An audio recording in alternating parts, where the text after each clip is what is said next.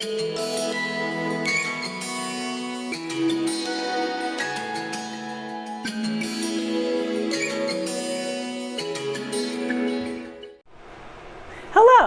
and welcome to HealthyHouseplants.com, where we teach you all about gardening in the great indoors. Today's video is sponsored by our Amazon affiliate link, which you'll see in the description below. You'll also see in the description below any links to videos I mentioned in this video. Okay, so today I'm going to talk to you about why root mass matters when you are repotting a plant. So you may know from watching some of my other videos that I ascribe to a 2/3 plant to 1/3 pot combo for the healthiest combo that you are going to have for growing houseplants indoors and even out and growing plants in containers outdoors. So that is very important. So you want to proportionally have that 2/3 plant to 1/3 pot. However, just as important is the root mass itself.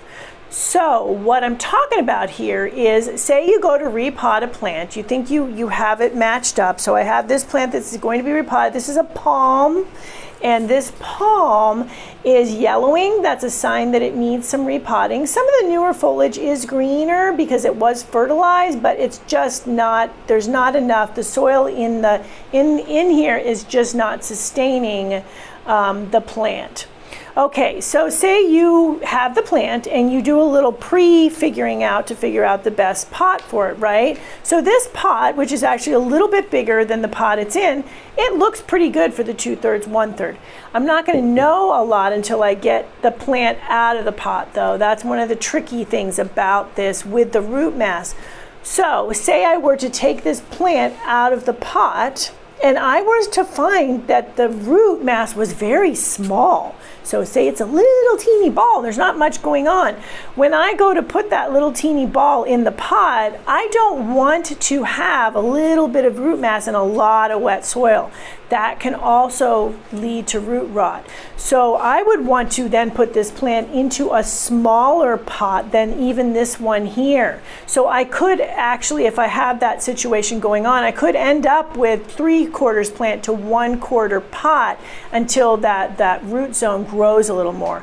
A lot of times this small root mass problem comes from either over or under watering. When you overwater, you kill off roots with fungal pathogens because it's too moist in there. When you underwater, you kill off roots because they don't get water. So what the plant will do is some of the roots will survive and some of them will slough off inside the soil. They will just die. So when you take the plant out, you may be really shocked to say, oh my gosh, look at this teeny weeny root zone. Now, another thing that can happen, you may take it out, and if it's very impacted with roots, there's very packed with roots, there's lots of roots going on in there, you kind of have to run your hands down a little bit to break the root mass up a little bit when you plant.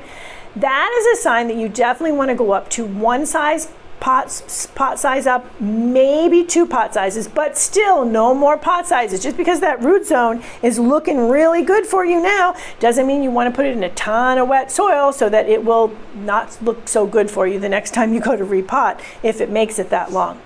So I am going to take this guy out of here now, and then I'm going to decide on a pot size for him. The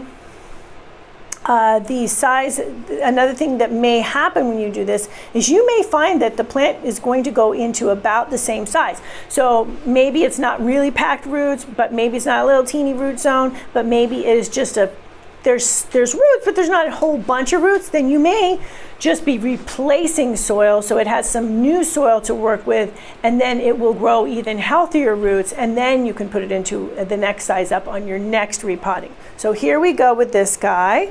Oh, and before we do that, I did prepare soil. I have in this soil, this is a Promix BX soil, and I put some of my green gourmet houseplant food, which I carry here, and there's also some of my pumice in here, which I put in there too. So I'm going to mix it up in that was put on top, the fertilizer, mix it in. You always want to wet the soil before repotting, which I mentioned in my repotting playlist as well as other videos. Add that. So we're going to have a nice mix going on, all ready for this guy when I do determine which of these pots he is going to be his new home. And then within a few months he will green up and look a heck of a lot better than he does right now. Okay, so that's a nice soil mix, so nice moisture in the soil. I have a video on exactly what it should look like. And it's around, I believe, 4 on the moisture meter when you put a moisture meter into this to check if you want to check it that way. Okay, so going to take him out. He's not diseased, he's just nutrient deficient, so I'm not going to worry about any of the soil that he is in right now going into the new soil. It's fine. As a matter of fact, when you repot, it doesn't hurt to have a little of the old soil because it has a lot of good biological activity going on in it mixed in, but you do want to remove some of it.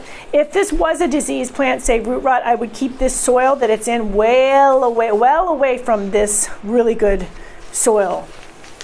I have a feeling this guy's going to be pretty root in there, fairly root bound-ish, but not too bad. So you can see he has roots on the side of the plant, but it's not that when you open up a plant where it's really, really bound. When it is really bound, you want to run your fingers along it to break those roots up so they'll make contact with the new soil, but I don't really have to do that with this guy. I already have a built-in screen here for him, but I'm going to take it off because sometimes they tend to get stuck on that. I want to see what's going on down there. So really what's really mostly going on with this guy, and it doesn't surprise me because it was only about four or 5 months ago that he was repotted, he's just sucked up, and palms tend to be nutrient hogs. Sorry guy, but they do, and they will suck up nutrients like crazy. So what's going on here more than anything is this soil really needs just to be replaced. So I am going to brush off the soil, get rid of some of the soil, and then that will tell me too what size pot is going to work here. I'm already pretty sure what's going to work. Like I said, you might do this and you might just put it back in the same size pot. So if you have the plant in a really pretty pot and you want to keep it in the pot and you determine it's the 2/3 and 1/3 and the roots aren't too small, they're still about the same size, because you really want, in terms of root mass, you want the roots to be the same sort of thing. You want about 2/3 roots and 1/3 new soil when you plant. So 2/3 of it, the root mass, and 1/3 new soil for it to go in. So you wouldn't want 1 little quarter and a whole bunch of new soil. So that's where I'm talking about root mass really mattering here. So that is a good rule of thumb. All right, so this pot doesn't have a drainage hole. Otherwise, it would be a really nice pot for him to go into. However, I can't use it. There is no drainage hole. I was using it as an outer pot for this ugly plastic pot, which you can do, but I would not plant in something that doesn't have a drainage hole. But this is really a good size. So that being said, you can see here, there's no way that this is going to work. It's way too big for the plant in terms of the 2/3, 1/3 soil. It's even way too big for the 2/3, 1/3 pot. It's more like half and half. Same for this pot here. I was hoping this guy was going to be able to go into this pot, but it's still too small for this pot. So it's not going to go into that pot either. I know it's hard. You get these beautiful pots, it matches your carpeting or it matches your drapes or something. You're like, I just want to plant in that pot. If you want to do that, plant 2 plants in that pot. Go for that if you want to do that. Or just wait. Just have some patience and wait, because otherwise you have to go get a whole new plant to replace the plant that you killed by putting it in too big of a pot. This one is going to work. This one will give me that ratio that I'm talking about. It will have the 2/3, 1/3, 2 once it's planted. It's giving it a little room to grow. You want to also consider the type of plant. This is a plant, like I said, nutrient hog, grows pretty quickly when it has enough nutrients and is taken care of properly. So you can go a smidgen, a little bit, maybe a little bit bigger than you would with a plant that's very slow growing. Those plants, you definitely would want this to err on the err, I say err lightheartedly, but go to the smaller side with those sorts of plants. Okay, I'm going to put screening in here on the bottom here to keep the, because there is a drainage hole. I'm going to put some soil in the bottom here. And you will know when it's good too, a lot of times, when you're going to be putting about an inch or so, maybe less, maybe a little bit more, depending on the size of the plant and the bottom of the pot. You're not going to be putting like tons and tons and tons of soil down there. That is telling you that, hey, you are putting way too much soil at the bottom of this pot. Then it's the wrong size pot. Okay, so that's good. You want to eyeball it a little bit because you want to get the top of the plant. So it's even more, it's even closer to about maybe a half or a third of an inch down there. Remember too, the plant not only is going to have, the roots are on the bottom and going to be getting into the new soil, all the roots around the side are too. So I've got about, it's looking like all the way around, so I'm going to fill it in all the way around here. I've got about, it's looking about an inch all the way around, maybe a little bit less, so that's a good thing. Another thing, another rule of thumb. So if you've got 5-6 inches around that little plant that you're putting in that big pot, you're putting in too big of a pot. So you want to work it in around there, keep doing that. If you need to add more water to the soil, go ahead. The soil is still in good moisture for me. For him.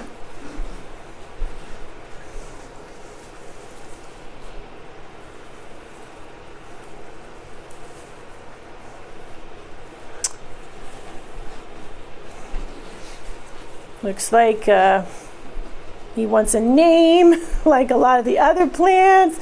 So his name is Marco, is his name. So we have Marco here getting put into his yellow pot.